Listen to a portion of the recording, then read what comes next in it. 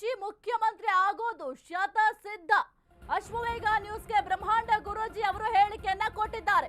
ಡಿಕೆಶಿ ಮುಖ್ಯಮಂತ್ರಿ ಆಗೋದು ಶತಸಿದ್ಧ. ಅಶ್ವವೇಗ ನ್ಯೂಸ್ಗೆ ಬ್ರಹ್ಮಾಂಡ ಗುರೂಜಿ ಅವರು ಹೇಳಿಕೆಯನ್ನ ಕೊಟ್ಟಿದ್ದಾರೆ. ಬೆಂಗಳೂರಲ್ಲಿ 1400 ರೂಮ್ಗಳು ಬುಕ್ಕಿಂಗ್. ವಿವಿಐಪಿಗಳಿಗೆ ಹೋಟೆಲ್ಗಳಲ್ಲಿ ರೂಮ್ ರೆಡಿ. ದೆಹಲಿಗೆ ಹೋಗ್ತಾ ರಾಜೀನಾಮೆ ಕೊಡಬೇಕು.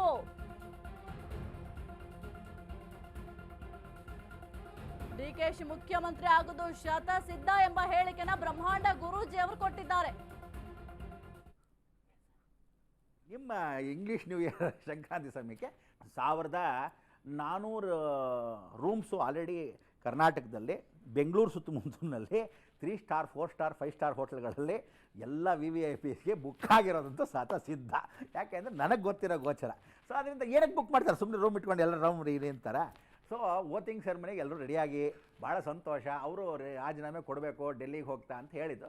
ಒಂದು ವಾರ 15 ದಿವಸ 2 ದಿವಸ ಒಟ್ಟಲ್ಲಿ ಸಂಕ್ರಾಂತಿ ಒಳಗಂತೂ ಈ ಸಂಕ್ರಾಂತಿಗೆ ಏನು ಫಸಲು ಬರುತ್ತೆ ಹೊಸ ವರ್ಷಕ್ಕೆ, ಅಂದರೆ ನಿಮ್ಮ ನ್ಯೂ ಇಯರು, ನಮ್ಮ ಯುಗಾದಿ ನ್ಯೂ ಇಯರ್.